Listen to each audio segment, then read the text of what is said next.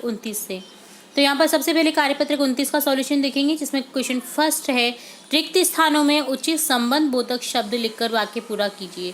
संबंध बोधक जो किसी शब्द से संबंध बताने का काम करते हैं, वाक्य में संबंध बताने का काम करते हैं, वो होते हैं संबंध बोधक शब्द। जैसे की, अपेक्षा की, द्वारा के, किनारे की, संग के, ऊपर, सब में के लग रहा है। देखिए का, के, की का यूज होता है, जो कि संबंध बोधक कारक होता है का, के, की। ठीक है। छत, रिक्त स्थान, मुर्गा बैठा है। अब छत के ऊपर बैठेगा तो यहाँ हो जाएगा छत के ऊपर मुर्गा बैठा है। संबंध बता रहा है छत का और मुर्गे का। ठीक है।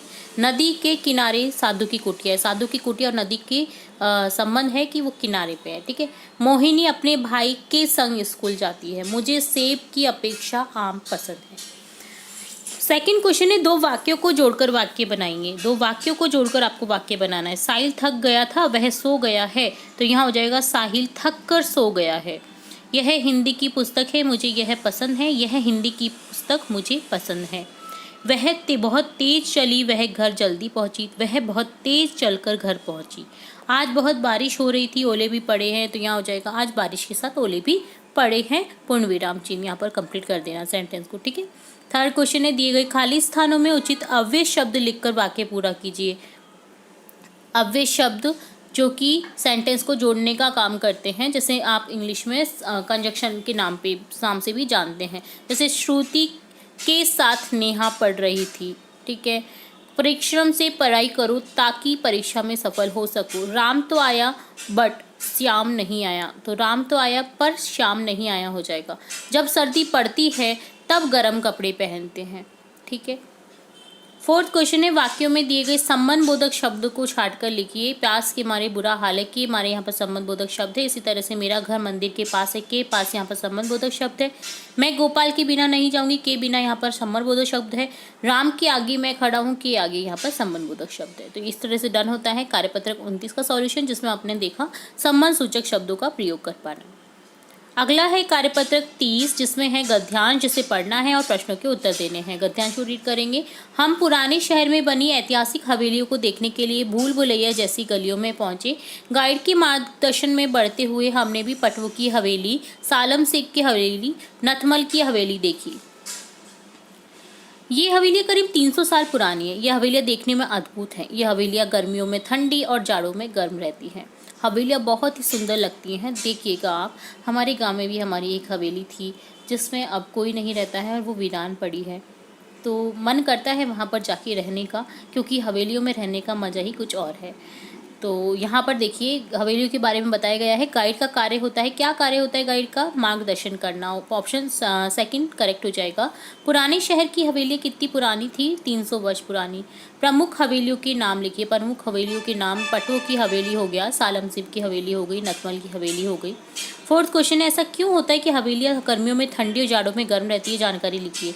हवेलियों की मोटी मोटी दीवारें जो चूने व रेत की चिनाई, पहले चूने और रेत की चिनाई से बनी होती थी, वे इंसुलिन का काम करती हैं, इंसुलेशन का काम करती है, इसलिए बाहर की सर्दी व गर्मी का असर कम होता है। तो बाहर अगर सर्दी है तो गर्म रहेगी, और गर्मी अगर बाहर है तो अंदर ठंडा रहेगा, तो उसका कोई असर नहीं पड़ता बाहर के मौसम से। वहाँ पर जो हवेली के अंदर जो मौसम है वो बहुत एक जैसा रहता है। ठीक है। ऐतिहासिक शब्द का अर्थ बताकर वाक्य में प्रयोग कीजिए। ऐतिहासिक का अर्थ होता है, इसमें देखिए प्रत्यय का भी उपयोग हुआ है। इतिहास धन एक, जिसमें एक प्रत्यय लगा है, जिससे ई बन गया है, ए बन गया है, और लास्ट में जो से है, इतिहास का से, उसमें एक प्रत्यय लग गया है, जिससे छोटी की मात्रा लगा देंगे से में और कै लगा देंगे। तो इसका अर्थ है अर्थ इतिहास से संबंध रखने वाला। ठीक है। ऐतिहासिक। हल्दी घाटी का युद्ध एक ऐतिहासिक घटना है। दिए गए अनुच्छेदों को संकेतों द्वारा पूरा कीजिए। एक दिन दो गौरैया सीधी घर के अंदर घुस गई। यहाँ पर आपको कंप्लीट करना था इन सेंटेंस को। और रोशनदान पर जा बैठी। दोनों बड़े मजे से गाना गा रही थी, क्योंकि गौरैया गाना गाती हैं बहुत सुंदर। एक ने नीचे देखा और चींची करने लगी। वह उड़कर पेड़ पर जा बैठी जहाँ उसका घोंसला था। तो यहाँ पर इस तरह से आपको कंप्लीट करना था इसे। तो ये डन होता है कार्यपत्रक 30। अब देखेंगे कार्यपत्रक 31 का सॉल्यूशन, जिसमें एक पिक्चर दे रखी है। देखिए झंडारोहण किया जा रहा है, तो बच्चे भी खड़े हैं, प्रार्थना कर रहे हैं, टीचर्स खड़े हैं। तो यहाँ पर आपको क्वेश्चन पूछा गया है, ऊपर दिए हुए चित्र को देखकर बताइए विद्यालय में किस तरह का आयोजन किया जा रहा है। तो स्वतंत्रता दिवस पर। ठीक है। तो यहाँ पर स्वतंत्रता दिवस हमें पता चल रहा है, स्वतंत्रता दिवस या गणतंत्र दिवस। ठीक है। तो यहाँ पर ऑप्शन थर्ड करेक्ट हो जाएगा। नेक्स्ट है, इस चित्र में क्या हो रहा है अपने शब्दों में लिखिए। विद्यालय में स्वतंत्रता दिवस मनाया जा रहा है, सभी बालक कतार में खड़े हैं, विशिष्ट अतिथि महोदय झंडारोहण कर रहे हैं, इस दिन हमारा देश आजाद हुआ था। अगला है, आपके विद्यालय में कौन कौन से पर्व मनाए जाते हैं, नाम लिखिए। हमारे विद्यालय में स्वतंत्रता दिवस, गणतंत्र दिवस, गांधी जयंती, बाल दिवस आदि पर्व मनाए जाते हैं। फोर्थ क्वेश्चन है, विद्यालय में मनाए जाने वाले उत्सवों में आप क्या क्या कार्य करते हैं, लिखिए। हम विद्यालय की सफाई में सहयोग करते हैं, रंगीन कागज की झंडियाँ गुब्बारों से विद्यालय को सजाते हैं, सांस्कृतिक कार्यक्रम, गीत, कविता, भाषण, नृत्य आदि में भाग लेते हैं।